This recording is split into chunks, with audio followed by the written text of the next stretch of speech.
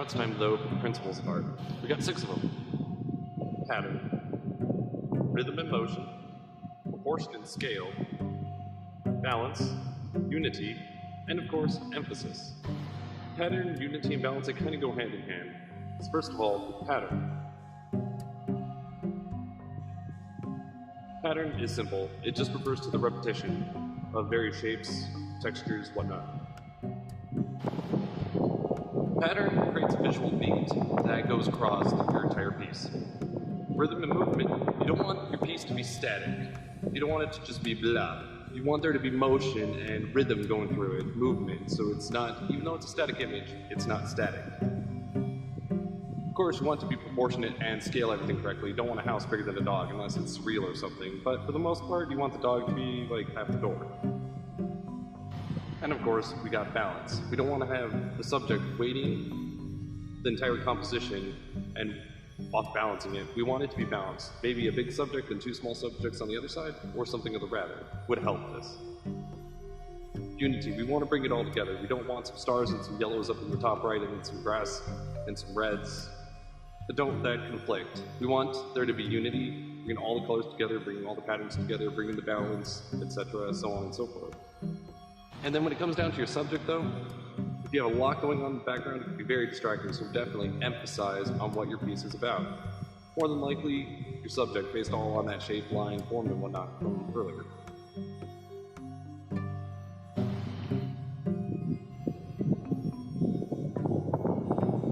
I'm Michael Lambert of Rockets Intensity. Please follow, subscribe, and enjoy your day.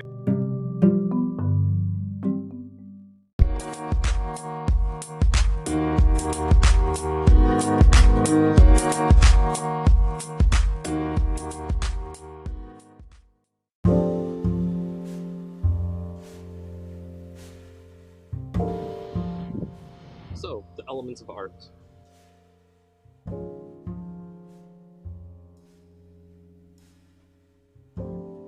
Okay, so the elements of art, we got 6 of them. Okay, we got line, shape and form, space, color, value, texture, and of course space. We got line, we got shape. Line, shape, color, value, texture, and space. With line, you know, lines. And then of course, well, you got your shapes. And then after you first get all your line work down, and then your shapes, then you want to go in with the color. So for a quick little demonstration, line, shape, and then we go into some color.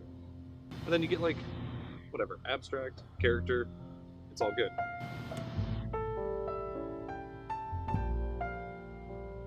A line is a path that is moving through a space, while a shape and form applies depth.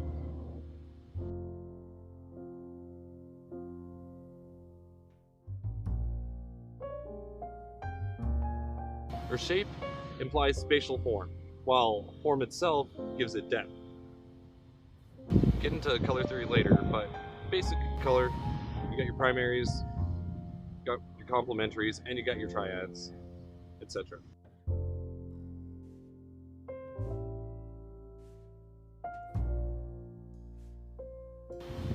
Once you get your basic subject down, then you can texture it with whatever. Make it spiky, make it rough, make it smooth, doesn't matter. And after we get all that down, we got the line, we got the shape, form, color, texture. Gotta make sure it has value. You don't want it in the middle, don't want it too light, and don't want it too dark. You want it to be appropriate. But once you finish all that, space. I'm Michael Lambert of Rockets Intensity. Please follow, subscribe, and enjoy your day. So the elements of art, we got 6 of them. Of course. Elephants. Space.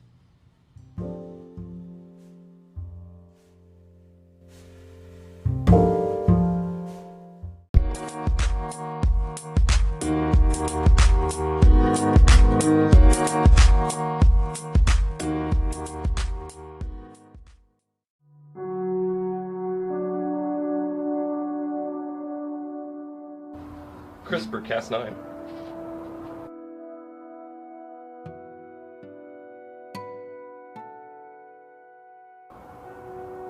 CRISPR-Cas9 is a genome editing tool that is creating a buzz in the science world. It is faster, cheaper, and more accurate than previous techniques of editing DNA and has a wide range of potential applications. CRISPR-Cas9 is a unique technology that enables geneticists and medical researchers to edit parts of a genome by removing, adding, or altering sections of the DNA sequence. It is currently the simplest, most versatile, and precise method of genetic manipulation and is therefore causing a buzz in the science world. The CRISPR-Cas9 system consists of two key molecules that introduce change, mutation into the DNA. These are an enzyme called Cas9. This acts as a pair of molecule scissors that can cut the two strands of DNA at a specific location in the genome so the bits of DNA can then be added or removed. Piece of RNA called gRNA. This consists of a small piece of pre-designed RNA sequence about 20 bases long located within a longer RNA scaffold. The scaffold part binds to DNA and the pre-designed sequence guides Cas9 to the right part of the genome. This makes sure that the Cas9 enzyme cuts at the right point in the genome. The guide RNA is designed to find and bind to a specific sequence in the DNA. The guide RNA has RNA bases and are complementary to those of the target DNA sequence in the genome. This means that, at least in theory, the guide RNA will only bind to the target sequence and no other regions of the genome. Cas9 follows the guide RNA to the same location in the DNA sequence and makes a cut across both strands of the DNA. At this stage, the cell recognizes that the DNA is damaged and tries to repair it. Scientists can use the DNA repair machinery to introduce changes to one or more genes in the genome of a cell of interest. Target sequence, guide RNA, Cas9, mutation.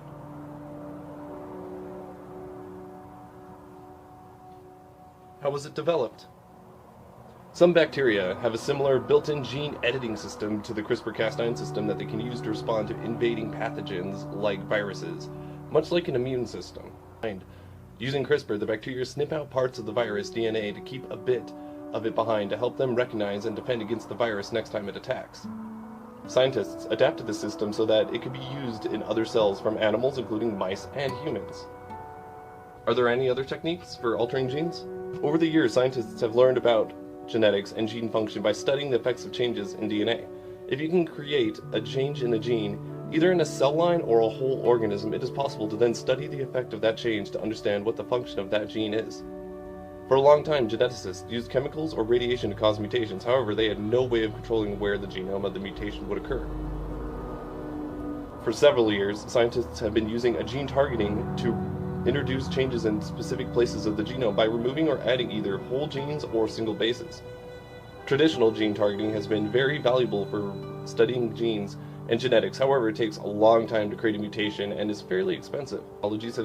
Several gene editing technologies have recently been developed to improve gene targeting methods, including CRISPR-Cas9 systems, transcription activator-like effector nucleases, TALENs, and zinc finger nucleases, ZFNs. The CRISPR-Cas9 system currently stands out as the fastest, cheapest, and most reliable system of editing genes. Are there any implications? CRISPR-Cas9 has a lot of potential as a tool for creating a range of medical conditions that have a genetic component, including cancer, hepatitis B, or even high cholesterol, heart disease, poor eyesight. Any changes made in the germline cells will be passed on from generation to generation. It has important ethical implications. Carrying out gene editing in germline cells is currently illegal in the UK and most other countries. By contrast, the use of CRISPR-Cas9 and other gene editing technologies in some cells is uncontroversial. Indeed, they have been used to treat human disease on a small number of exceptional and/or life-threatening cases. CRISPR-Cas9, is there a future? Believed to be many years before CRISPR-Cas9 is used routinely in humans. Much research is still focusing on its use in animal models or isolated human cells, with its aim to eventually use the technology routinely to treat human diseases. There is a lot of work focusing on eliminating off-target effects, where the CRISPR-Cas9 system cuts out a different gene to the one that was intended to be edited. In most cases, the guide RNA consists of a specific sequence of 20 bases. These are complementary to the target sequence in the gene to the editant. However, not all 20 bases need to match for the guide RNA to be able to bind. The problem with this is that a sequence with, for example, 19 of 20 complementary bases may exist somewhere completely different in the genome. This means that there is potential for the guide RNA to bind there instead of, or as well as, the target sequence. The Cas9 enzyme will then cut at the wrong site and end up introducing a mutation in the wrong location. While this mutation may not matter at all to the individual, it could affect a crucial gene and another important part of the genome. Scientists are keen to find a way to ensure that the CRISPR-Cas9 binds and cuts accurately. Two ways this can be achieved: the design of better, more specific guide RNAs using our knowledge of the DNA sequence of the genome and the off-target behavior of different versions of the Cas9 guide RNA complex. The use of a Cas9 enzyme that will not only cut a single strand of the target DNA rather than the double strand. This means that the two Cas9 enzymes and two guide RNAs have to be in the same place for the cut to be made. This reduces the probability of the cut being made in the wrong place. So we had a rundown of what CRISPR-Cas9 is. Gene editing in its simplest form. How could we apply this, though, for the future of humanity? So, there's plenty of organisms out there that can theoretically live forever or until they get smashed or eaten. So theoretically, there's a few organisms out there who can live forever. We've got the ever-growing lobster. There's a jellyfish. Have you seen these guys? Cut them in half, they regenerate. What if we could map out their genomes, take a bit of it, and add it to ours? We'd have humans running around for 200 years, 300 years, an eternity until an asteroid hit us or something. What about perfect eyesight? What if we wanted giants? It's very controversial. What do you guys think? Please leave your comments below. Love to hear. Shit. And we'll edit all that. Shit. Shit. Shit. Shit. Shit. Shit. Shit.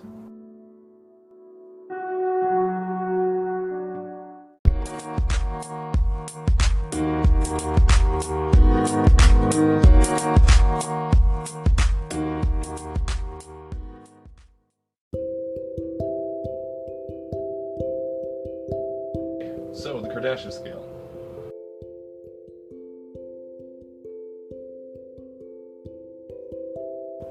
Within the next 100 to maybe 150 years, we'll know if we're going to perish or thrive. Will we survive and make it to a Type 1 civilization, or will we perish as a Type 0? Experts assert as a civilization becomes more larger and more advanced, its energy needs increase rapidly.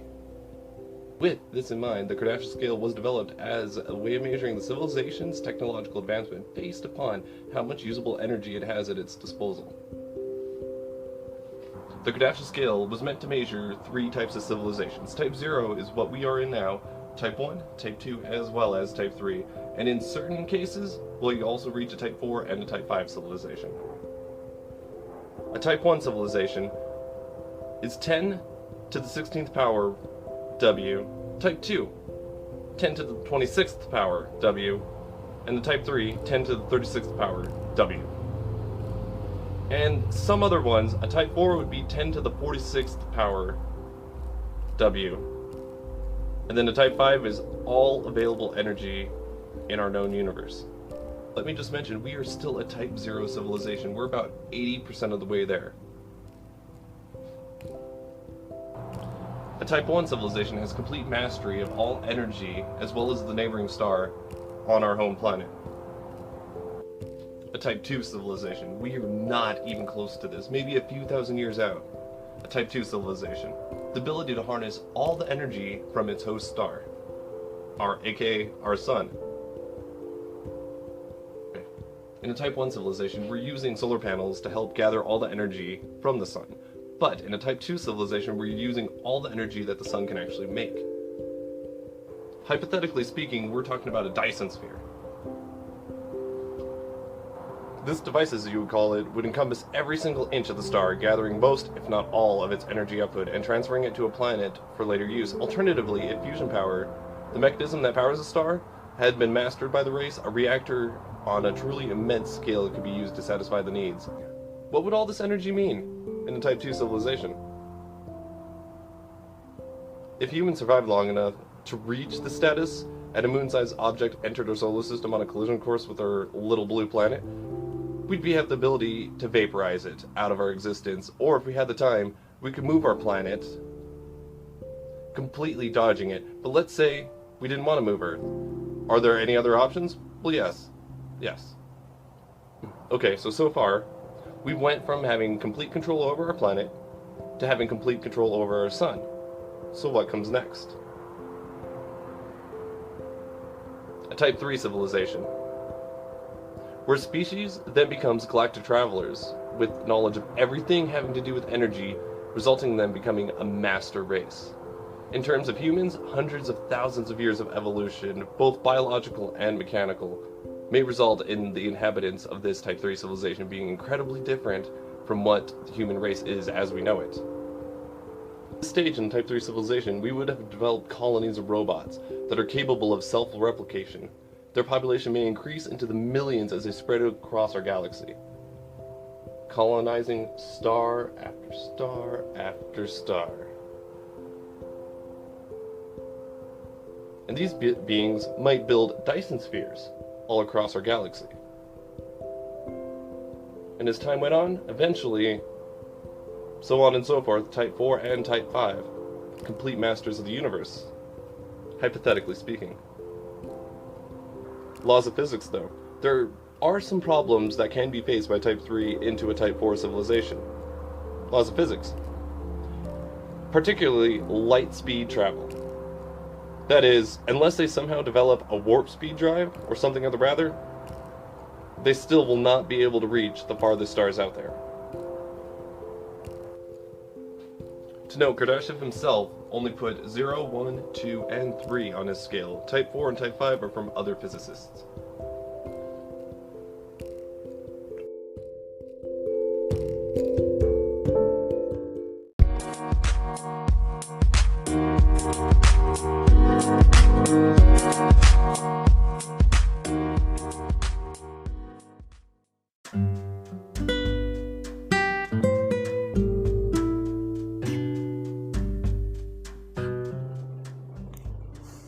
Okay everyone, hope everyone is doing well today.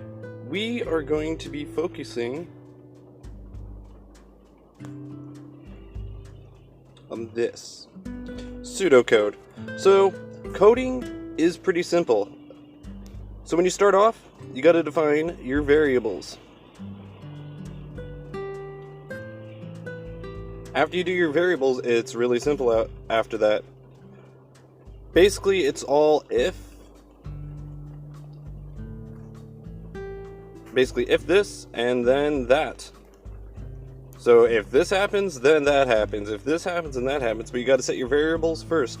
And then after that, it can get more complex. Basically, you can go back, change those variables, and when all this stuff goes in hand, I mean, right here, this is the core of what coding is. So I mean, variables. Let's say your health is 100. If collision with the bullet, then minus 10 on the health. Boom. That shoots you back up to the variables. Let's say health. If health equals 0, well, that means something. Death. So you have to do a little code for the death, and that's what pseudocode is pretty much. Without having double equal signs, without having double sharp signs, or anything of the rather, it's basically where you can freely write out your code. And if you do it right, it almost looks identical to JavaScript or coding languages of that nature. So, for a quick example, I'll just clear off the screen for you. Let's get down to business, and I'll show you how to pseudocode. So, we'll just do what we just talked about. It's a little messy, it's like a chalkboard, what you know. So, try to increase that. Okay, so basically health, let's say that equals 100. So, what would happen if player, which is you,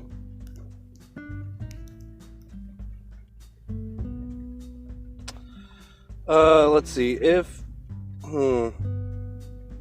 I actually do not like this example fully, but basically if player collides with the enemy,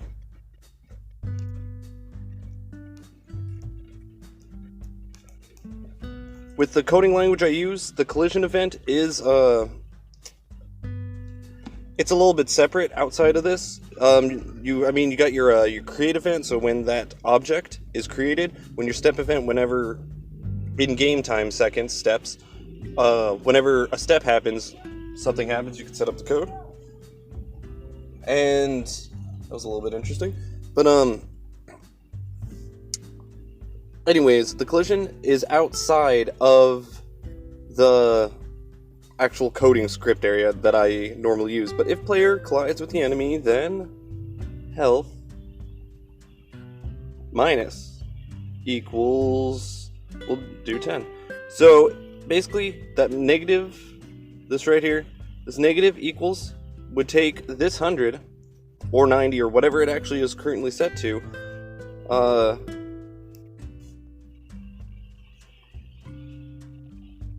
and subtract 10 out of it. So technically it would be like enemy bullet.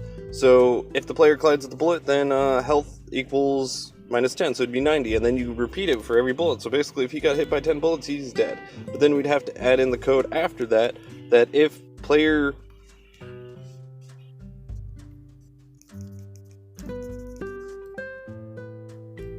basically if player, this would be another variable, dot health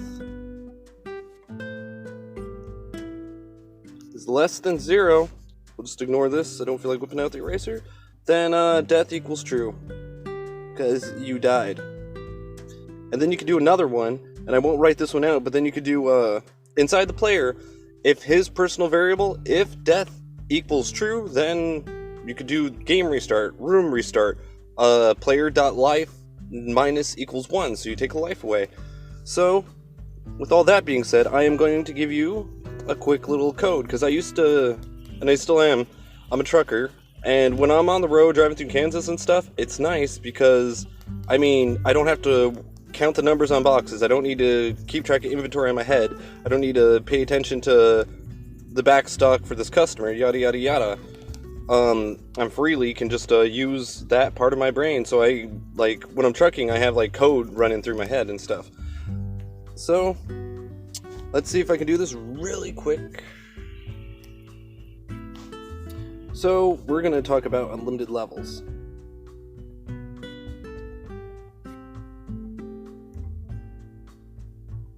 Ooh, get out of here.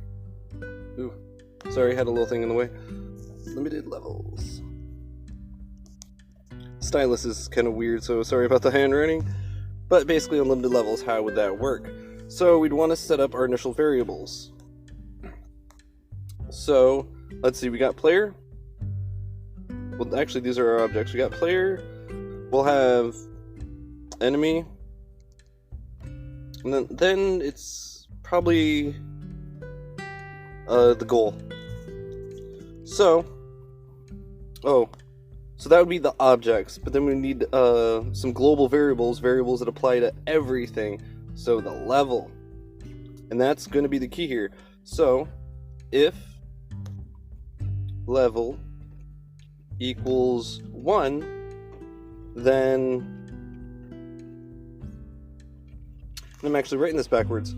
So it actually wouldn't be an if-then statement. If level equal 1, then create 1 of something, you know?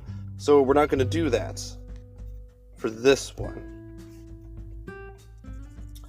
What we're going to do is control the amount of balls. So here's a quick picture of the game we're playing. It's a game I already made, but it's just out there on my hard drive. Black hole, there's your paddle, here's your ball. So basically right here we do an instance create. What are we creating? We're creating a ball. And then we could do it multiple ways. You can do like times level, or don't have to do it that way either. We could just do before the instance create, we could do a repeat, and then in parentheses level, which is a global variable, what level you're on. So if you're at level 100 balls would be created. So I like to go in by tens. So let's say we're at level 10. We would want 2 paddles. So basically it would be an instance create that we had here. We'd want to repeat it for the amount of times on the level, but because we're going by tens, we'd want a second paddle for every 10. So level 10 you get 2 paddles. You divide it by 10 and then pretty much you'd have to double parentheses this plus 1, just because in the beginning it would be 0 and be like you'd have no paddles, you couldn't even play. So if we do that and then have the balls set on the first part of code we did, we can limit the amount of balls on another piece of code. So if, and I'm out of room, so basically if instance count on the ball / enemy, whatever, and I'm out of room, so I'll have to talk this. If instance count ball is greater than 10, then underneath it we do another instance destroy. So anything higher than 10, if that's what we wanted, would delete. Let's see, I'm trying to figure out a good way to clean this, and it didn't.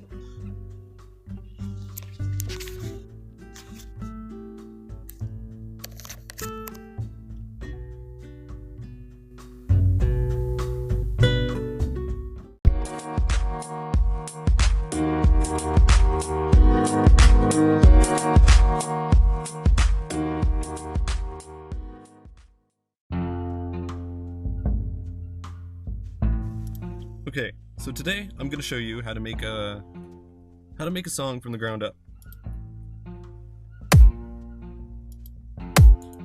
Okay guys, so today I'm going to demonstrate how I make a song in FL Studio. Version 12 this time, even though I'm more accustomed to version 10. I hate the new GUI, but whatever. And for some reason, this video got cut short at 10 minutes. It did take about 20 minutes to maybe 30 minutes to finish out the outro, but other than that, this is what it is. You got your step sequencer, you got your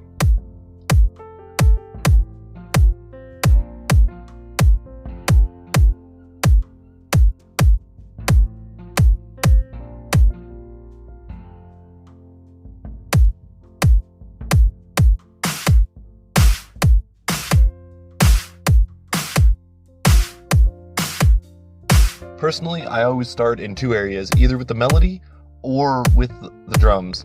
So, first I like to start off with a little kick drum, add some snare and add some hi-hat so I can feel the beat and the rhythm of the song that I'm trying to make. After that, that's when we go into some rhythm, we go into some melody, and we go into the bass line, and then we can add a solo melody type thing in the bridge or whatever.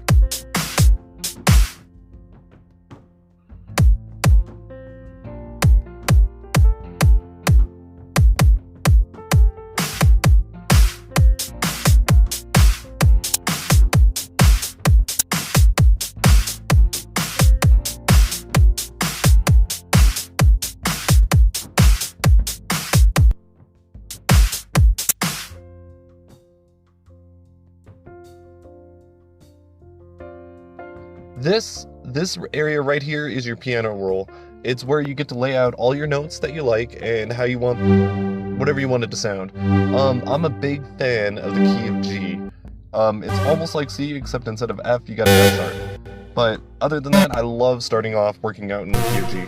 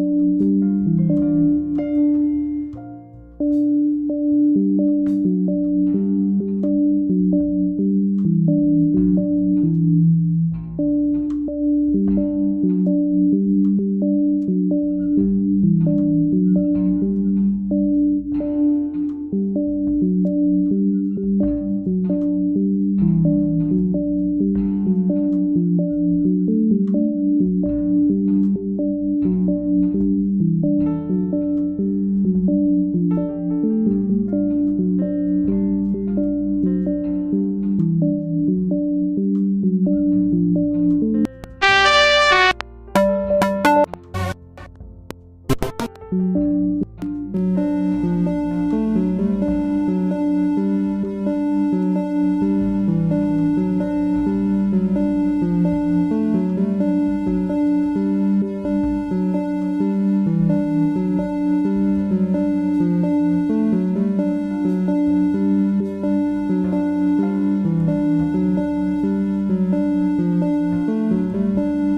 is your mixing and mastering panel. This is where you can add the chorus, reverb, compression, etc. It's very handy to really get those snares, melodies, and really feel the atmosphere of a song and to compress it so it doesn't sound so rough at times.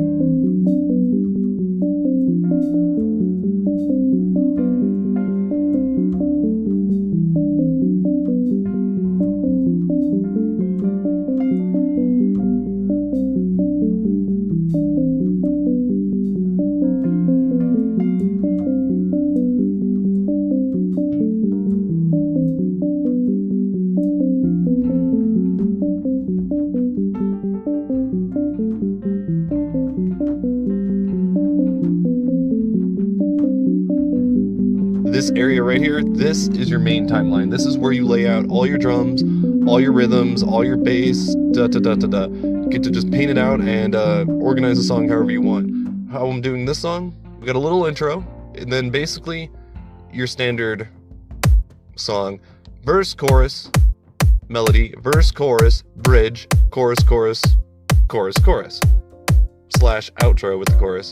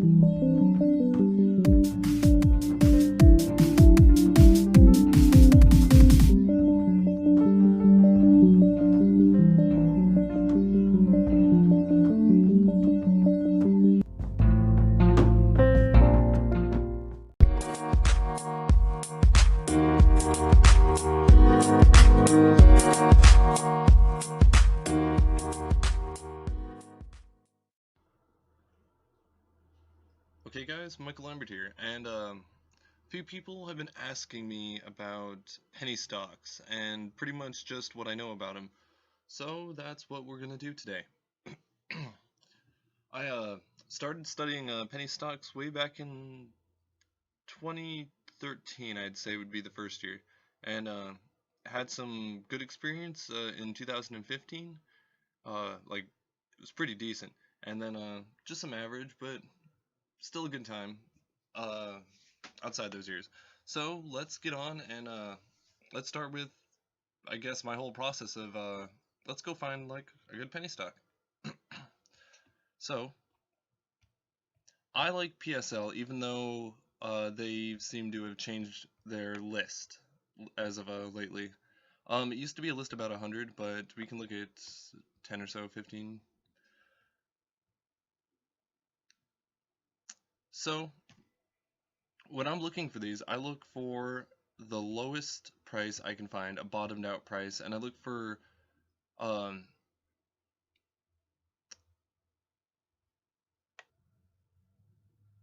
sorry about that, guys. But I look for some good characteristics for each of these penny stocks. Pink slips, over the counter, it's all the same thing. By definition, from what I've read, penny stock is anything under $5. But in my opinion, a penny stock is a penny. A dollar, $2 stock, that's a dollar stock, you know. So when I'm looking at these, I try to find the lowest value possible, and then look at the other characteristics from there.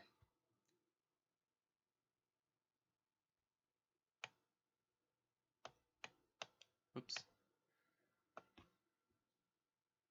So I see 4, 5, no 4. So we got a 1/100th of a penny. There, and then the other two also went up 2/100ths of a penny. This top one is nice. 124% change. Let's go see what that is about.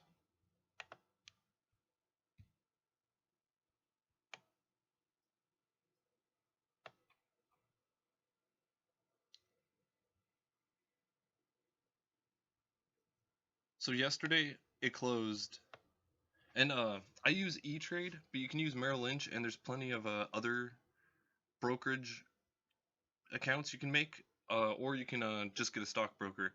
But in today's world, you might as well do it yourself. But you got to know what you're doing. It's always a gamble. There's always risks involved, but there's safety measures you can take to try to prevent any of that from actually happening. And I will share with you some of my good experiences and some of the bad ones with you. But this one I normally can't buy. Normally it's the lowest you can go is 1/100th of a penny, and that's interesting. I'm actually curious what it was showing up as yesterday.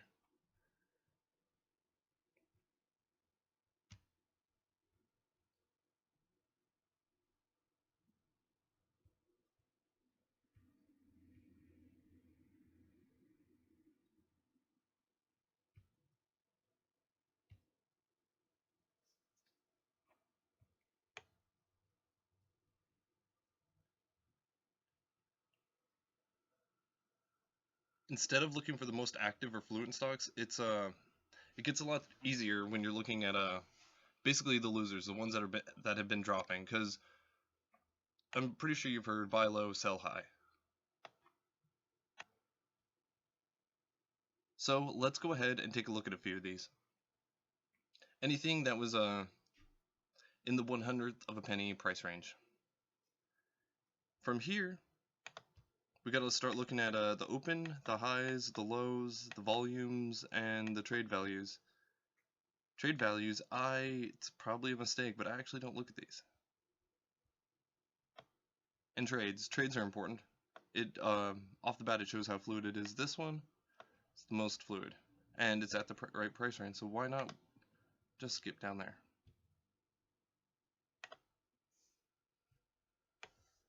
So let's take a look at this one. Its low today was bottomed out. It's high. That's a nice change. But it's reversed from what we wanted because it's a loss. Let's take a look at the pattern, what it has been doing. Okay, so it looks like over the past 5 days, it's been at 1/10 of a penny, and then it shot up to 1/5 of a penny. Little hay penny. But over the past month, it's been just as low as it has right now, and that was about 2 weeks ago. Other than that, it's been 1/10 of a penny. Okay, so it's been low. It had a full cent back in February, maybe.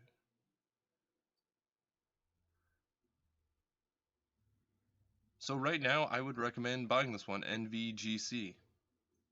Because if you look at it, its median is did not want to go there.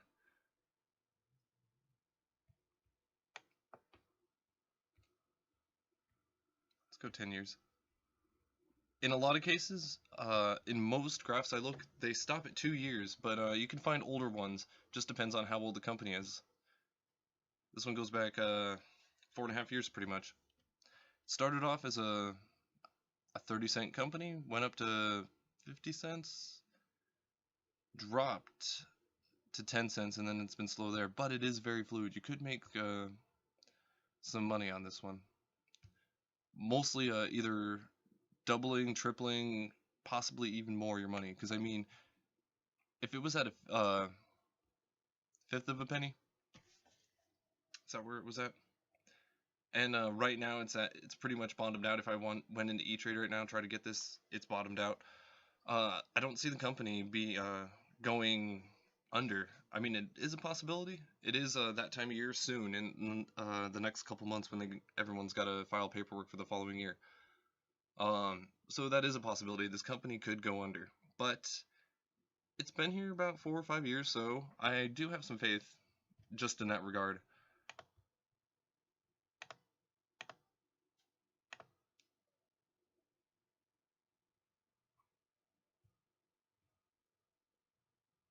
But I would recommend buying it right now.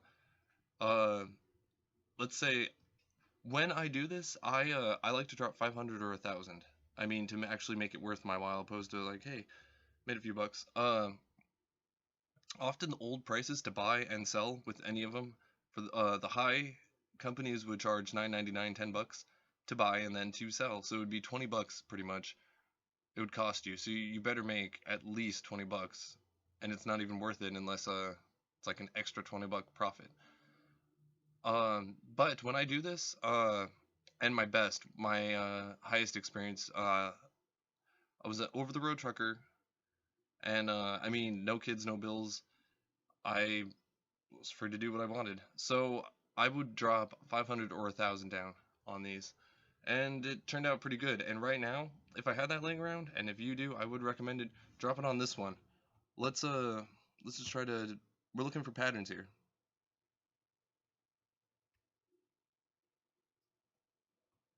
So it dropped.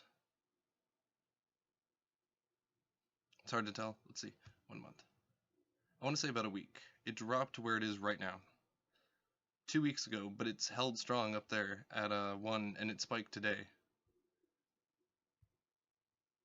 At 1, that makes no sense. 1/10 of a penny. Let's look back farther. 3, I mean, its last spike, it dropped to. It really bottomed out. It went lower than we can buy it as. It looks like. If possible, that would have been a great day to buy. But then it came right back up, and a lot of people probably did buy that day. Oh, that's what this volume graph is all about. Right here. Don't know if you can see my mouse, but right here. It's pretty interesting. So, I mean, the price was stagnant for a month. Just before, down here, a lot of people bought in, which made the price go up.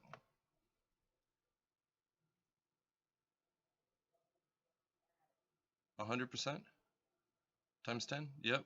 So if it was me, my 1,000 would have turned into 10,000 that day if I was a part of this group. And this is what I look for. But it wouldn't be on this day. It's been stagnant. I would not have dropped in on that day. Let's look at this one. Okay, it dropped. There was a couple sales, which is interesting because that does not match this size-wise. But this would have been a good day to buy, and that's what people did this day. And it went up, and on all penny stocks, penny stock list, wherever really, that's probably what this group is. People coming, noticing this spike, it's like, hey, let's try to hop on this ride, let's make it go higher, let's bring it back up to here, because they just saw this, and thinking, oh, it's probably going to go higher. But it didn't. So, it's like, okay. And another part of this group, probably 30 to 70%, 50-50. It depends. Is selling it, and that's why it dropped. But then it went back even higher with just this little volume on this day. This pattern doesn't really make sense because we have a lot of volume. It could have been a buy, it could have been a sell, but there's action going on here. About the 3rd week of October. Then we come over here and we see just a little bit. So there's a lot going on here and nothing happens, and then it drops just over a little. So then we come back here and a little brings it right back up. So if we saw this, can I change my color? Merry Christmas, everybody. If we can change this, if we look for stuff like this, we'd have a good chance of finding these, and that's where we would want to put our money in. Let's go look at a different one. So basically, let's stay on track. Let's take a look at a different one. Trying to decide which one. Okay, let's go back to the one we already looked at. 125,000 increase. So if there was a just today, if there was $1,000 sitting on it, it would have went up $124,000. Is that 124 million?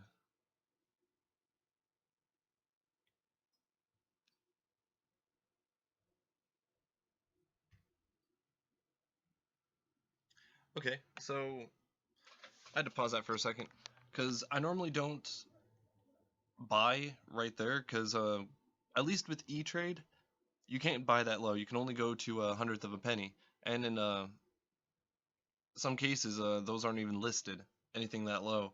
But in this case, it's listed incredibly low. 100,000th, a millionth of a penny. Wait, 10, 100,000, 10,000.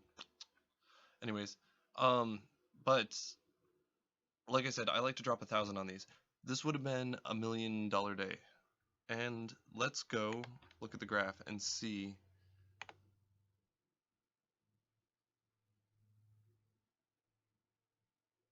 It's like 56K. My lord. So it's been steady. Let's look at 5 days. I see what happened here. So this would have been a hard stock to buy. Oh, never mind. It was just lagging. I thought it was a new company if you saw that line a second ago. But we do not want to see 2 years. Let's load the 5 days.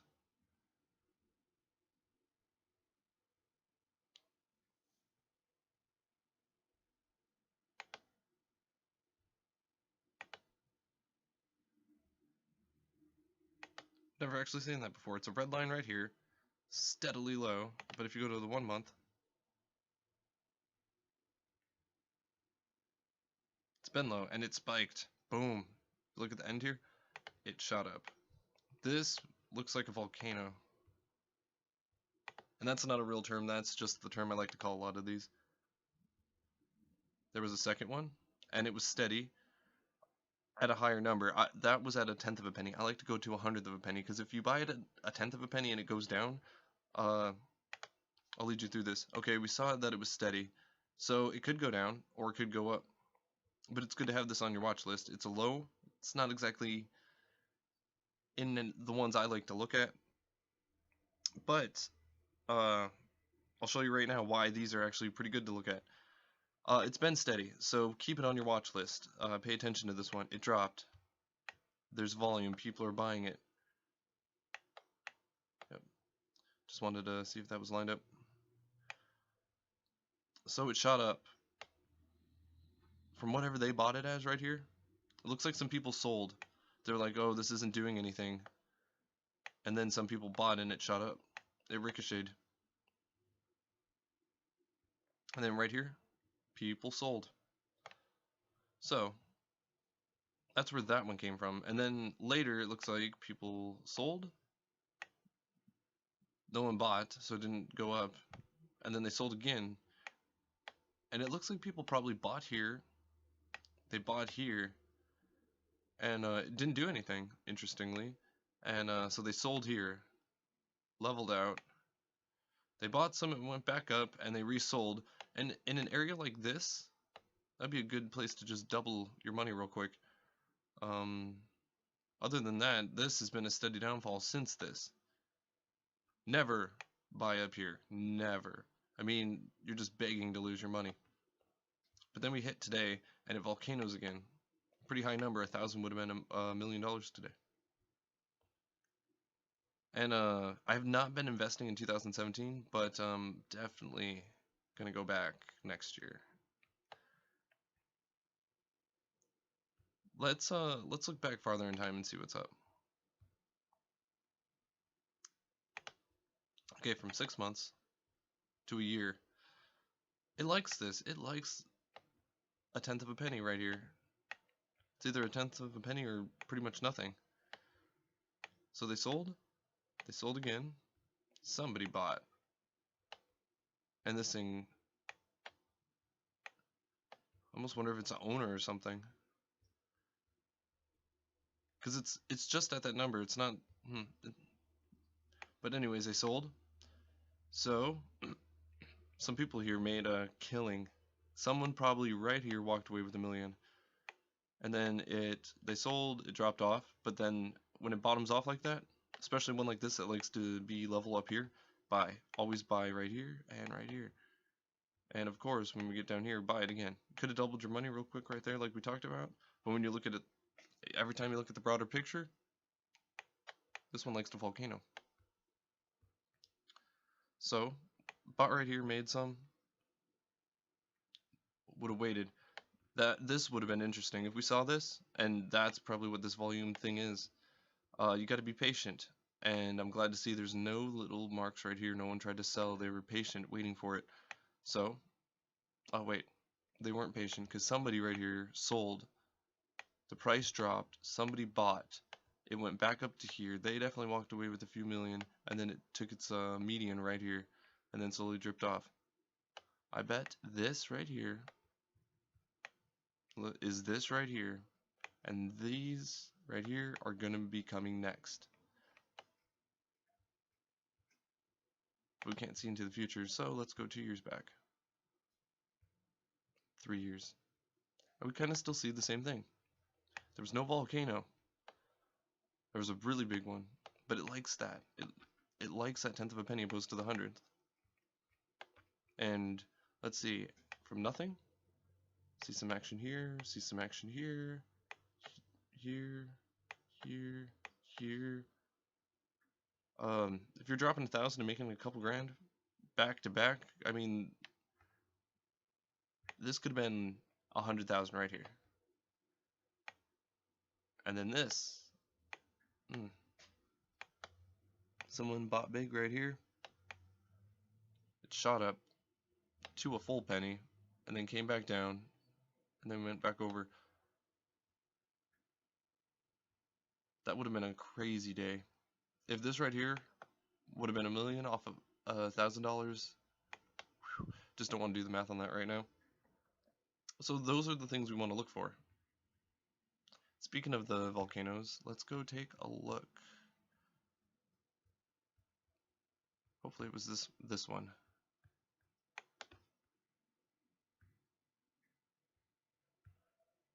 So, I think it was the other one.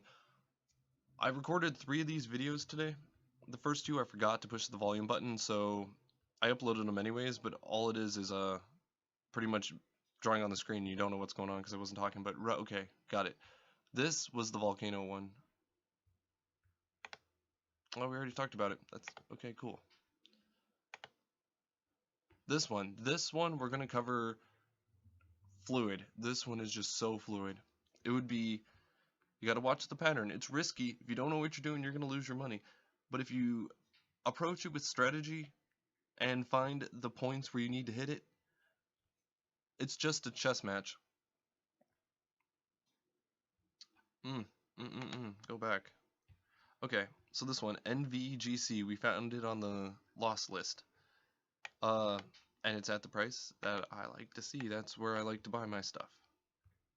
But if we looked at the last one, a tenth of a penny would have been decent if you stay patient. So, okay, the 5 days looks like it's been steady at a tenth of a penny. Shot up to a fifth of a penny, so times 5. And so that would have been 5 grand, and then it drops down to a lower number, and it's tempting. It's like, oh, get it right now. I'm sure. Surprised the volume is only 2,000. It should be in the millions. That's like some kilo volume. I'm surprised. Yeah, just people aren't all over this. Okay, so the past 2 weeks it's been steady, and then this happens. And some volume. Tempting. And let's see. About 2 weeks ago, it did the same thing. It's gonna come back up. Times 10. I would put money on it right now, if you could. Have it go through in the morning. Back here, we kind of see the same thing. It's definitely bottomed out. It's been here. How long has it been here? It's been steady. Took a couple month break. Had a volcano, kind of a volcano. I wouldn't actually call these volcanoes because the ones I call volcanoes might be fluid or not fluid, but they just have random spikes and you can almost predict them in a time frame. Let's go back to a year. Okay, perfect example. I would call this a volcano, and this just, it's fluid, it's doing stuff. And I can tell it's fluid by looking at the bottom graph, the volume graph. That's all the transactions going through buying, selling of the stocks. This little spike, it was a buy and sell, a double thing, and it was a lot.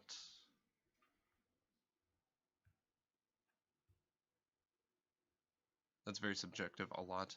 But anyways, so let's just go back further in this 2 years. Let's go to 3 years. Okay. It's been around for a long time. 5 years. Yeah, it's a 5-year company. So in the past year, we know what it looks like. It's very simple. It just looks like that. Much easier to. Oh, that's 6 months. Still not bad. We might have a volcano coming. That would be nice. Just a nice big one. Drop 1,000, make a few million. But no, you got to be lucky. You got to try hard to hit anything like that. But if we look back the past 3 years, it does instantly look like there's a higher median, and then a lower median, and then like a bottomed out median, and looks like it's kind of climbing up. So today would be a good time to buy. And even if you don't sell it, what you could do with because look at this, it's just so spiky. You could buy, sell, buy, sell, buy, sell. Drop a grand, make a few grand, 2 grand, whatever.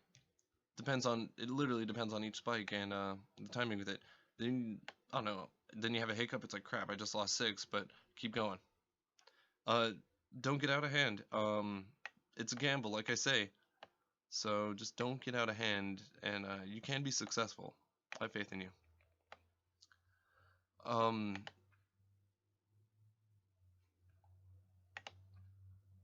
don't think I can zoom in farther, or just on a specific year. But with this median, this would have been a good time to buy, like, prime. Right here, actually this one right here, it's like a day after, boom to boom. You'll almost never get this lucky where you just buy low and you sell really high and make a lot. You'll almost never, more so, you'll be like one of these guys. See that little bit right there? It's like, oh, I made a little bit. And you do that a lot of times, opposed to one time, buy low, sell high. But you could have been more patient, hit this one and sold here, but more than likely you sold here, or you waited a bit, then you sold for a little bit less here, or you missed that, and you can set, oh, by the way, you can set orders through, so that last up to 60 days, and you can set the price, like sell at this price, and you can set alerts. But if you're busy at work, I mean, it's good to have those alerts and like those automatic orders go through, like if it's at this price, sell it. You could do that through E-Trade, and I'm sure the others. But you might have sold on this day, and you might have been like, crap, I missed all of that. I sold lower. But still, you would have doubled or tripled. Maybe quadrupled your money right here. At least. Depends on which day you sold it as well, or bought it. Or you might have waited. Somebody might have waited a little bit longer and sold here. It's very fluid, a lot of things going on. Just remember to buy it low. And the fact that it's actually at a bottomed out low, and it's been around for a while, I would hop on that stock. Like, if I had it right now, I'd be like, oh, $5 grand if I had it. I would put it on it right now. So if you do, you've got anything, do it.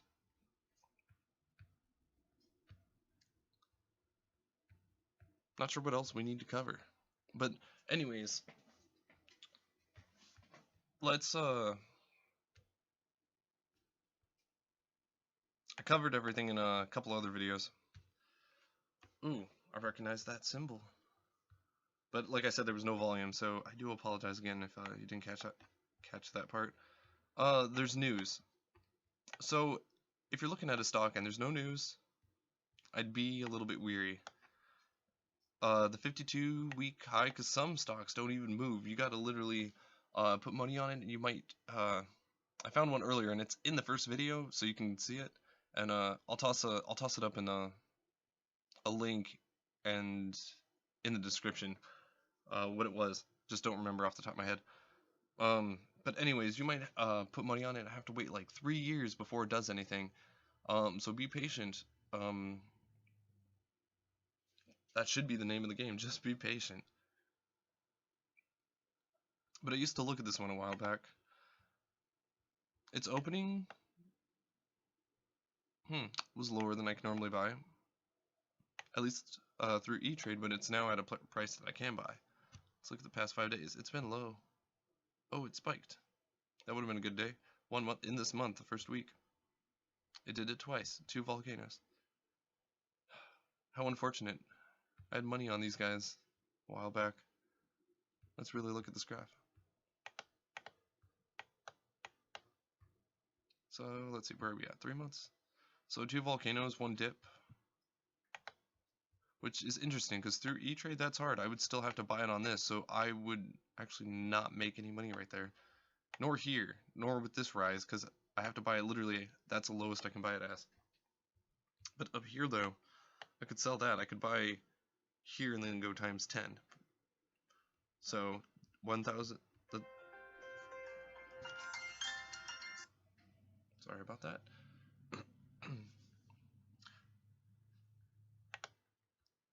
But I think I was looking at this guy a while back. So he's been low 1 year. He had an identical one back here, and it's fluid. It's probably why he's always been fluid. Why I've been looking at it right here. 1, 2, 1, 2, 1, 2, 1, 2. It gets harder. If it went up to 3, it would have been easier to sell the 2s. But when it's sitting on that number, it's harder to sell it at that number because other people are trying to sell it at that number. And some people are lucky and some people aren't. But then there was a volcano here after it being pretty steady, fluid, steady with some drops. But yeah, let's go farther back. Let's look at 2 years.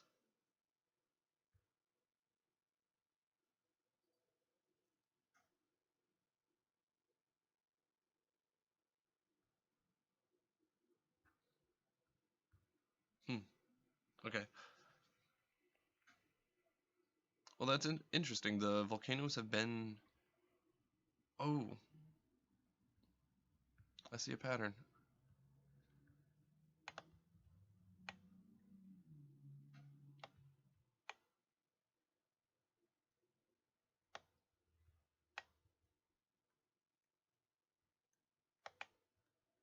It's bottomed out anyways, and it's been around for a while, so it wouldn't hurt to have your money sit on it. I used to mess with this stock, but it does this so often. Like I said, it's easier to sell on the threes. Might have been the day I actually sold a good amount, because through all these, you might only hit 2. I guess 2 on each side. That was a full year right there. But, you'll hit a couple, but you will not hit all of them. Like right here, this one happened so fast, over the course of a week, I'd say 2. 1 or 2. And then probably you could hit it 3 times here. It's reliable, it's predictable, kind of predictable. Predictable enough. Like I said, it's a chess match. But, way back here, I mean, it's been around for a long time. But back here, it used to be, I mean, that wasn't a lot, but it used to do some other stuff. So who knows? That's why you got to go read the news. And this one should be on your watch list. No charts. Let's go look at the other charts, not the graphs.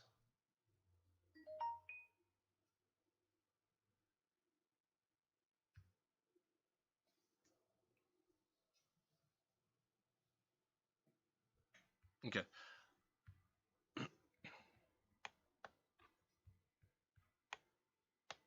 There's a lot of news. I mean, you can look at these within a lot of the apps. I don't like this website. It's not listing the more news like it said it would.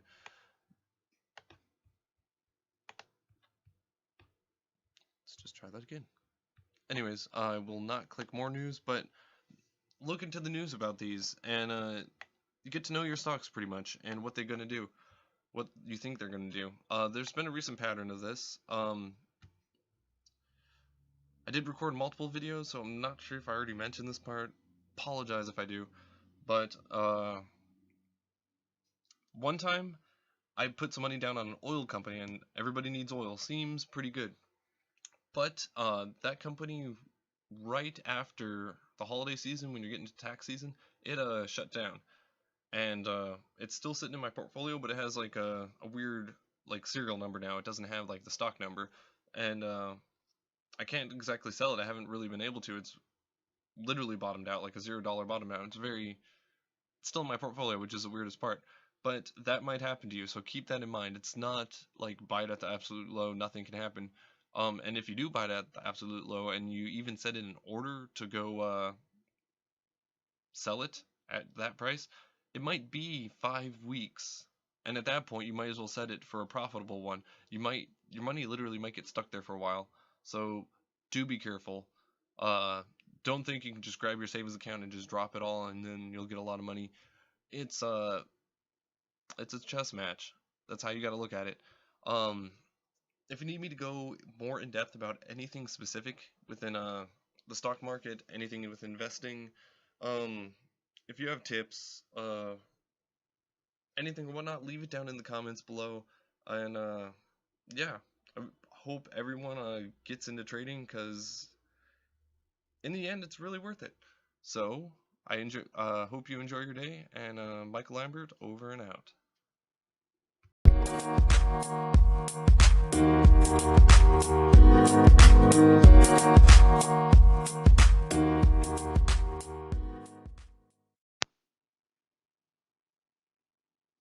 Okay everybody, Michael Lambert here, and today we are going to work on a VR virtual reality animation.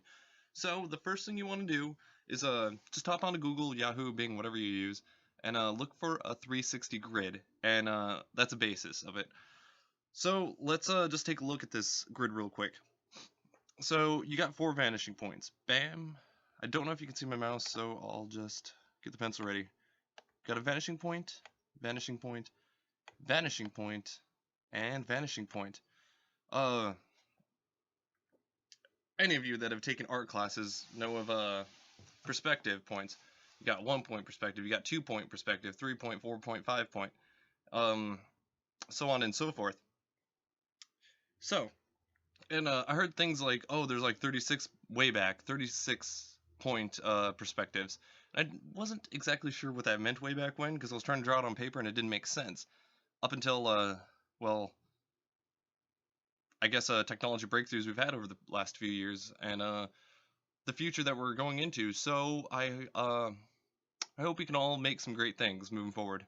So you got these vanishing points, and if you look at each one, it's like a 5 point perspective grid on each one of these. So if you had your cube there, you got your 1 point right there. Got this one and this one that goes up to here, down here, over here, and over here. So you can almost do this on paper. If you think it through well enough, you can really just think this out on paper, draw it out, and then do all the digital work after you scan it in, photograph it in, whatever you like to do. Or you could just work on it all digitally with the stylus and a Wacom tablet, whatever floats your boat. But we're going to go through this, and I'm going to teach you a few methods so you can make it look pretty decent. So, you got these points of perspective. And once you get this grid off of Google, bring it into Photoshop, and you can start working with your layers and bringing together your scene. It's best, obviously, if you've worked with any type of animation before, or even a fine arts painting, storyboard it out, rough draft it first, so you got the whole idea going on. So, there's a few things I want to show you. Filter. Up at the top menu, go to Other, and I automatically tapped the wrong button. How terrible. So Filter, Other, then Offset. Offset helps you tremendously. Still got the pencil on. But Offset does help you tremendously, because you can just have this grid rotate around your space. And before we go any further, I want to talk about resolutions real quick. So, I might be pronouncing this word wrong, but this grid is basically an equal rectangular grid. It's where you got a sphere on a rectangle. Kind of like a world map of not the United States, but of the world. So,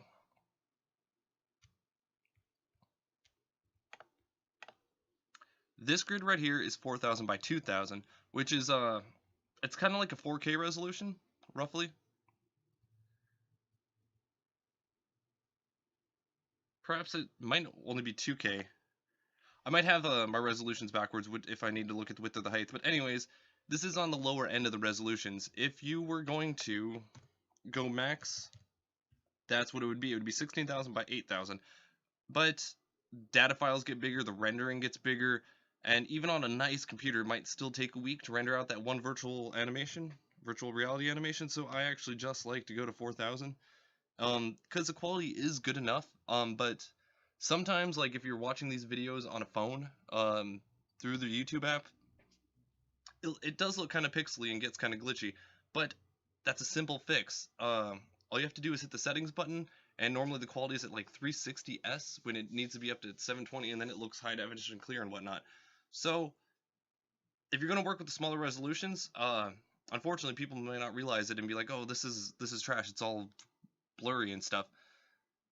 So keep that in mind, that on the final output, sometimes, I mean, on a computer with a good internet connection, it should just go just fine. But if you're out like in the boonies and it's like, oh, glitchy and stuff, yeah, increase the settings so it knows to grab as much data from the server as possible, and then it'll look better.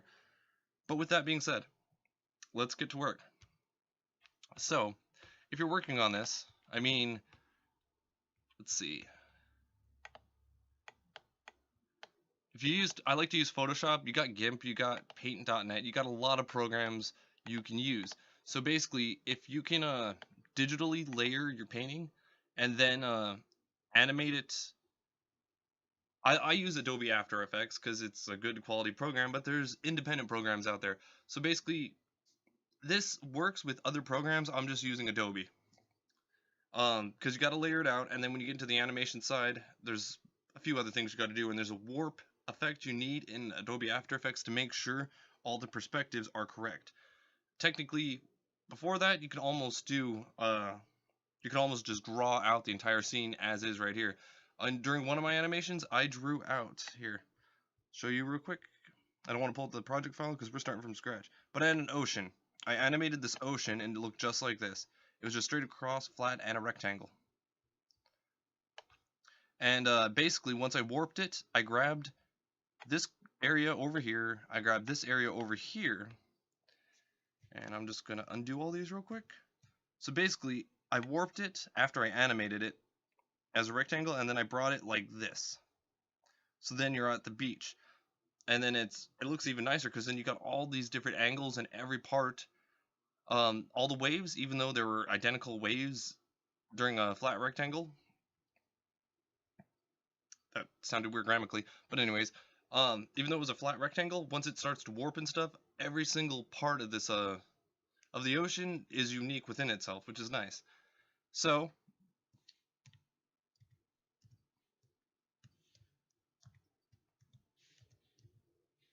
undo, get rid of that. There we go. So, okay. So I taught you about the other offset, because that comes in handy, because when you're drawing over here and you're like, oh, I hit this wall, well, guess what? It's easy. Just hit filter, other, offset, boom, it moves it over here. I mean, you can change the numbers, but it moves it around so that you can blend this in with, like, I don't know, let's say the stamp tool. It's from a different file. And then you can just, like, blur it all together or whatever. And then in the final project, when this wraps into a sphere, because basically you sit inside this entire drawing like it's a sphere around you. That's what a 360 animation / virtual reality video is. You can watch a 360 video and look around, even on some TVs and I don't know which ones, but like an Apple TV, a Roku, a Nexus box, I guess, a Chromecast. Certain ones can actually do these 360 videos, but at the same time, like if you got an Oculus to a Google Cardboard, you can use these straight out of the YouTube app. I've never actually uploaded anything to Facebook 360, but you can do that. At the end of this video, I'll show you the YouTube way of putting the metadata into the file so it gets uploaded correctly, because YouTube likes these equal rectangular files, but some of them are cube maps, some of them there's a sphere maps, and a whole bunch of stuff. So it really depends on the server you're going to. You do want to look into that, because I think Facebook takes a cube map or something, which basically it's this, but it's not easy to draw on. You'd actually probably want to convert it. If it was me, I would want to convert it from this to a cube map. And a cube map, just so you know, it basically makes a cube. This whole area, even though it hits the borders and the proportions are completely off, but you basically got the bottom, the top, there could be different spots, and then your sides. But cube maps can help, because like I said, this is the bottom and this is the top.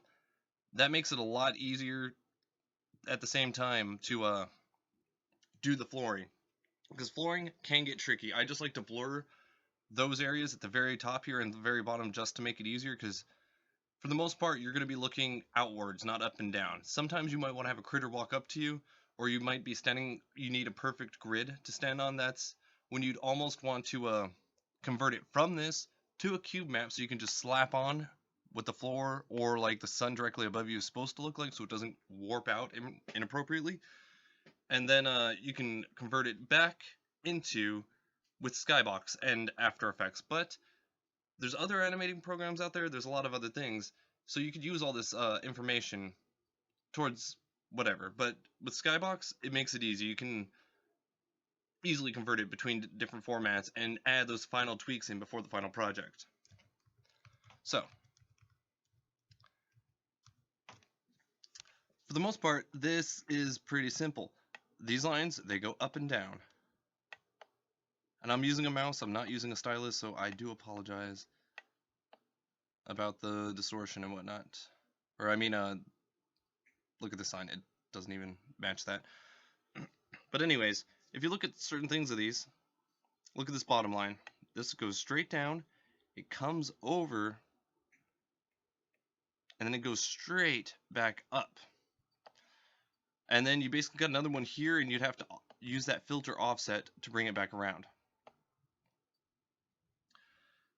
One of the things I'm working on is a claymation, well, basically a claymation stadium, and I'm actually using this line right here to for a tennis match, because I basically clayed out and then digitally altered, you know, there you go. There's a little tennis net, but you can warp it. I'm drawing on this grid, so I can't actually show you exactly what I mean, but I can kind of show you what I mean. You can hit warp. You basically hit Control T and then warp. And then you can warp this thing however you want it to the lines. So if you got this thing layered, it makes it a lot easier. But basically I warp that net down to here, so it looks like you're standing like right in front of the tennis net. And you do have to pay close attention to these lines, and some of these lines don't make any sense because curveballs and whatnot. I mean, for a wall, obviously, boom, to here, and once it's wrapped around you, it's going to look like a flat rectangular wall. But if you got a tennis player right here that hits the ball to go, let's see here, let's say the other player's right here, basically, even though he's hitting it this way, actually might be easier to offset this at this point for this part. But you got to think of these things. You got a player here, you got a player here. He's hitting the tennis ball over this net. So it goes over this net to this player. And you got to think about all of these. You got to change the size, you got to change the angle in some cases.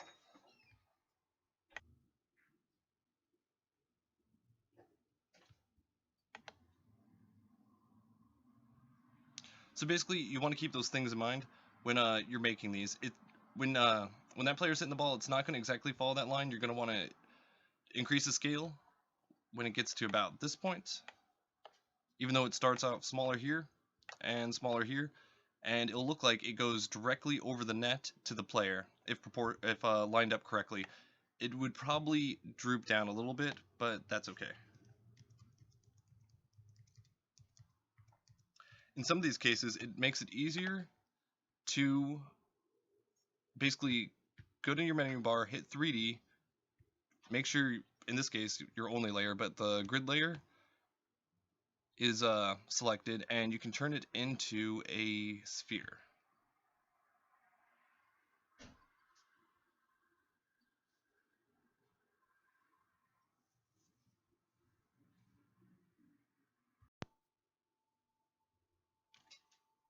Okay guys, sorry about that. I had a little bit of technical difficulties. So what I was about to show you, we are going to hit 3D at the top. We're going to come down to new mesh layer. Make sure your grid layer is selected. Hit new mesh from layer, mesh preset, and then we are going to do a sphere. And hopefully it doesn't crash this time, guys. Alright, let's do this. It's loading, it's loading, it's loading. Yes, it's going. And it's gone. Okay. So, still a little bit loading. Look at that. It's a sphere. Something's wrong. We're supposed to be inside the sphere. That's interesting. Okay, I'm going to pause this. And I'll tell you how to fix it. Okay, I unpause this because I need to adjust my little window here. Oh, look at all those VRs that we got going on. Yep, we got projects for days coming, guys. Okay. I am missing something here. What is wrong? Okay, so it should be set on the layers thing. Go to your 3D panel, and if you don't see it, go to the top, hit window, and then hit 3D, and you'll get this 3D menu. That'll give you access to some of the properties. If I do this right, it should be, let's bring this over, it should be the diffuse one, and we want to edit this texture.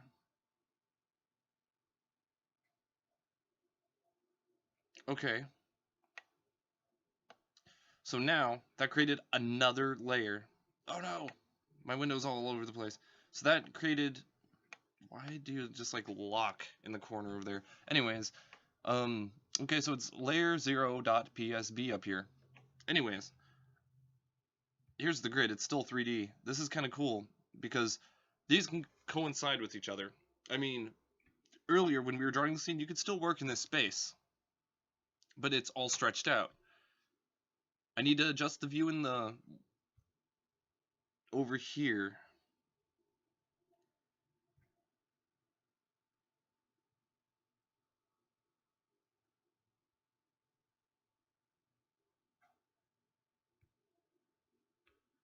Nope, not that one. Not that one. Bottom. Nope. Default. Front, bottom. This doesn't make any sense. It's supposed to be on the inside. Hold on, guys. Hold on. Something got jacked up here. Okay, so I'm back after messing with the settings for a little bit. Up until this video, actually, normally it just puts me dead center of the sphere. This time it did not, so I got a little confused for a second. What I did, and it still doesn't look quite right, I went to, where the heck did I even go? I went to current view, and I made sure that the perspective was right, and then I looked at this one, the coordinates, and I made sure the coordinates, I reset the coordinates. And for some reason the coordinates put me on bottom, so there is still a slight issue here, because I'm supposed to be dead center of the sphere, not actually at like an ultimate 0 at the bottom of the sphere. That's the main issue right here. But anyways, when you do get into this kind of mode though, it just does not look right, but oh well. Maybe I'll make an adjustment video in a little bit. But you can go to layers from this point. You can add another layer, and if you wanted, you can draw on it. Because, anyways.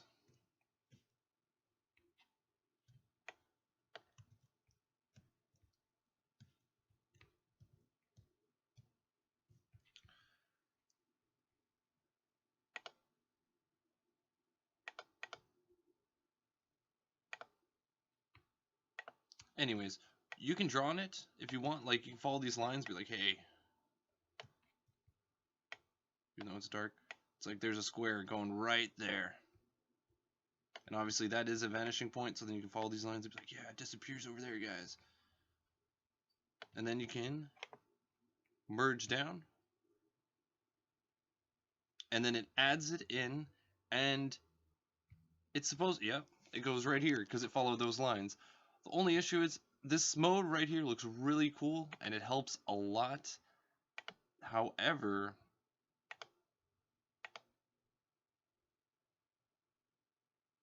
I'm really not sure why, because like if I reset the coordinates, it goes to the bottom, and that's an issue. That's a big issue.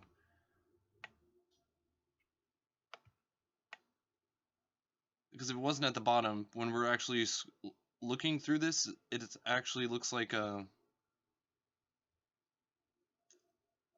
perfect sphere and perfect grids going in every direction. So it's a little distorted, and I apologize about that. But normally when you hit 3D, go to new mesh layer, mesh preset, and then hit sphere. Spherical panorama. I'm going to try something real quick and see if that's actually the issue. Let's just delete that. Nope, let's undo that actually. Let's just grab this layer, grab that, bring that back over here, and let's just try that real quick, see if that was actually my issue.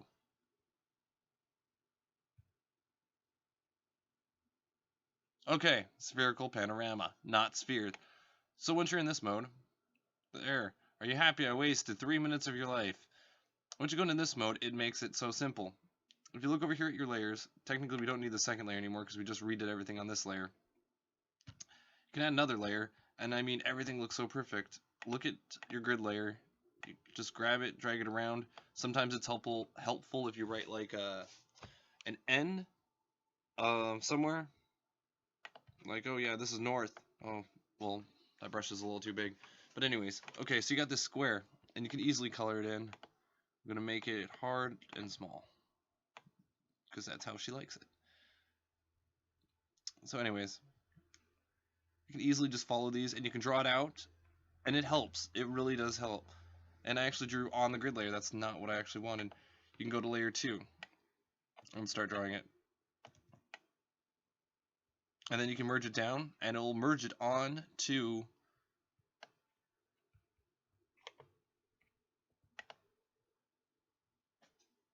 the grid layer. And if you want to edit that,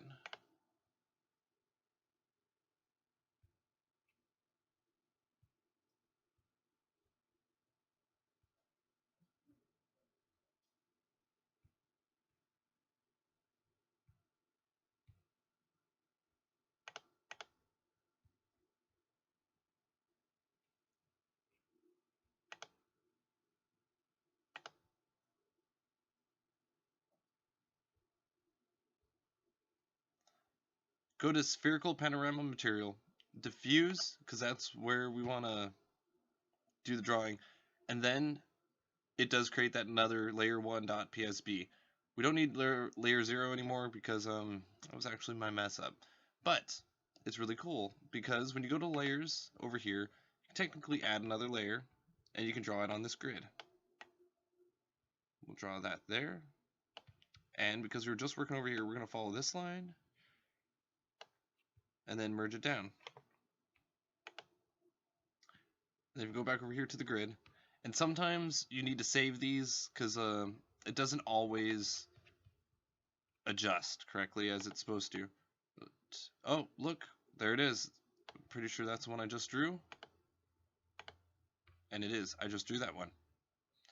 So these update with each other, and this is still a grid.jpg with the Photoshop 3D effects and whatnot, but it's not even saved and they're connected. If you save these, you want to save the main project file, this grid one, and you want to save the layer1.psb because that's the flat version of this, and this is actually the layered image that you will need. So while you're working with the grid in this 3D space, and always add another layer, just a reminder, draw on that and then merge it down. Right click, merge down, boom.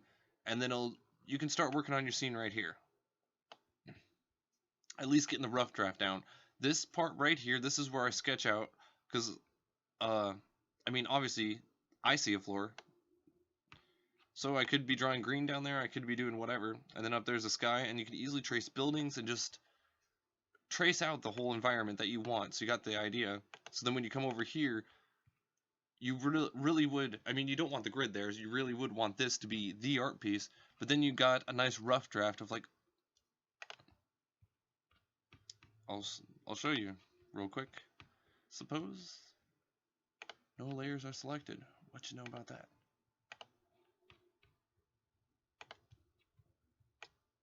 So you just use the move tool, the arrows that go in the 4 directions, to do this part, to move that, but then you go to your other layer, and then you can start drawing on these lines. Bring it up, and then merge it down, because, here, I'll show you real quick. Okay, I just drew that, but then if we move this grid, oh, guess what? It goes off center from that. So before we do any camera movements in this 3D space, merge it down onto it. And then we can just go up. We can draw some more. We gotta add another layer. Bring it up. And over here, it's a straight line. But when we make it back over here, I'm not even sure where I was drawing that line, to be honest with you. Where are you, little buddy?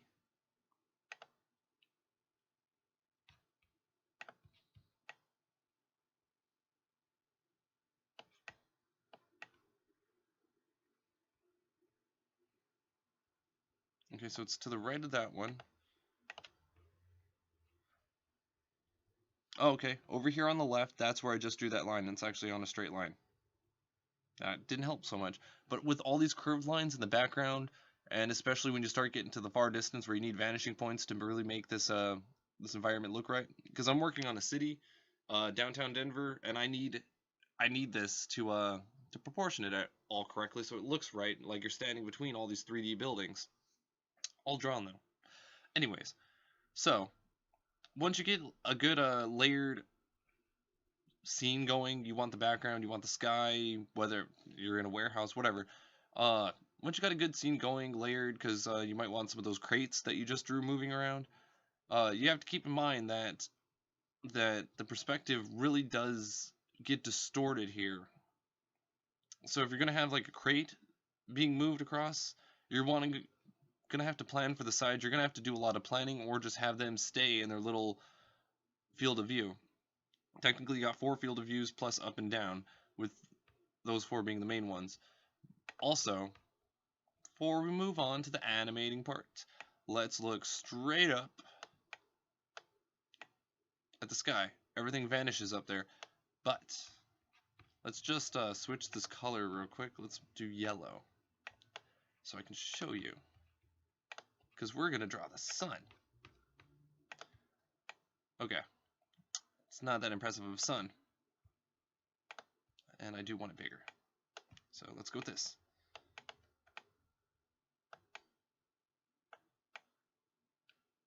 There's the sun. Kinda. Anyways, now let's merge it down.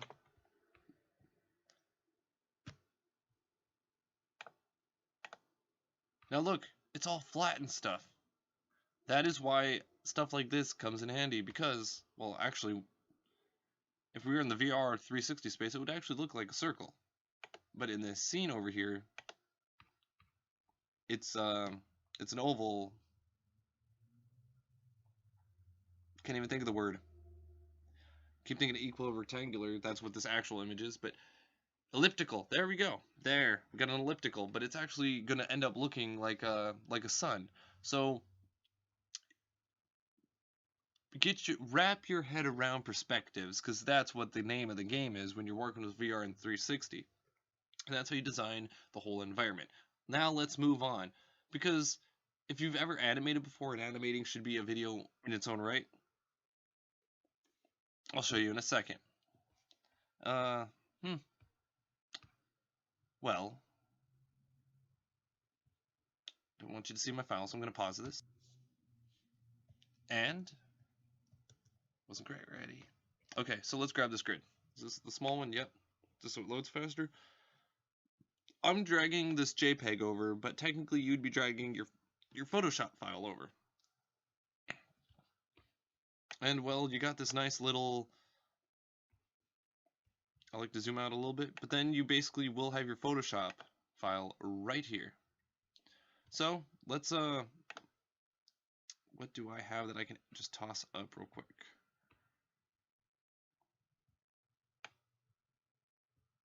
Let's grab New York City.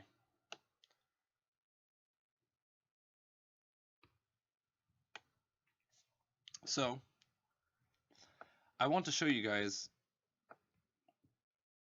and this is just an example, it's not even going to look pretty, but the mesh warp, because this is how I did my beach and my ocean. So my ocean and my beach was flat. It was just literally an animated rectangle with the waves and stuff. But in a VR space, that doesn't work. Maybe in a flat animation it does.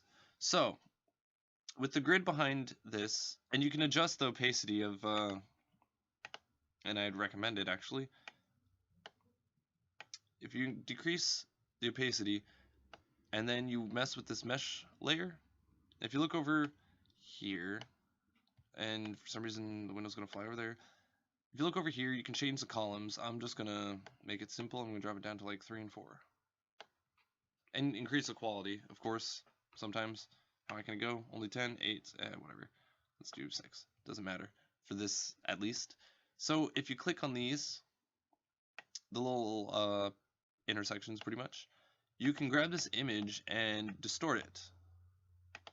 So basically it gets easier if you just grab these and follow the lines.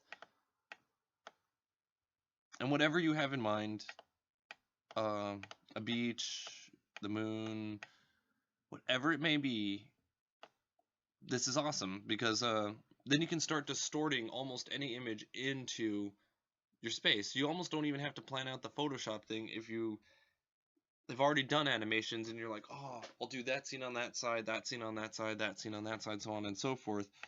Just use the mesh warp in Adobe After Effects. And if you're using other stuff, you can. I like Adobe After Effects. I mean, you got Flash, you got a lot of things. If it can be warped, if you can warp your image, then you could probably do VR videos in almost anything theoretically. But you got to be able to warp it, and you got to make sure it looks right. So that's the gist of it. Everything from this point forward is all animating skill, and that's a topic in its own right. So once you finish this, and you got to download a program. If you just go to Google, and I'll leave a link right here and in the description below of where to download the YouTube converter meta tag. I should have it on my desktop somewhere because I use it. Oh, isn't that awkward? Those aren't nudes, those are drawing references, guys. So when you go to YouTube, that link, you download this Spatial Media Metadata Injector. For some reason. Okay. And once you have this, first you export your video from Adobe After Effects or whatever, and you get an MP4 file.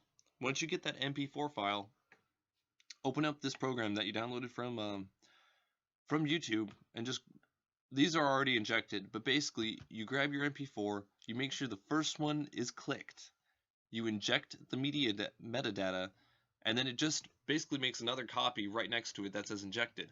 And you want to upload, and I haven't tried it in Firefox, I haven't tried it in what is it called now, Microsoft Edge, Internet Explorer. I've only tried Chrome, and I heard it only uploads correctly in Chrome, even though it works on Android phones, on multi-platform through YouTube.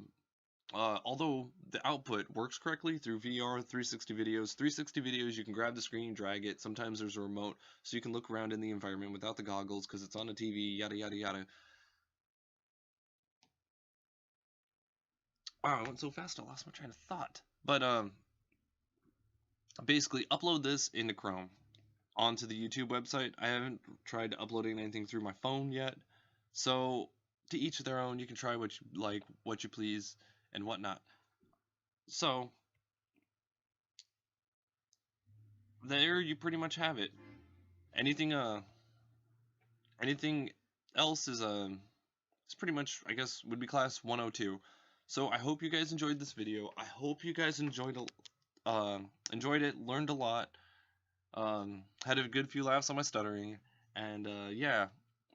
Please follow, subscribe, share this video, share the other video, share one of the projects. Always support your artists. It's a hard life. And if you learn something, please share it with your friends. Bring them to this video. Share it on Tumblr, because, I don't know, Facebook's overused, you know? So, and if there's anything you want me to elaborate further on, please leave it in the comments below, and I'll do a follow-up video, or I might, if it's a simple thing, I'll just let you know in the comments, or edit the caption later. Yeah, so Michael Lambert here, and have a great day. Thank you guys so much.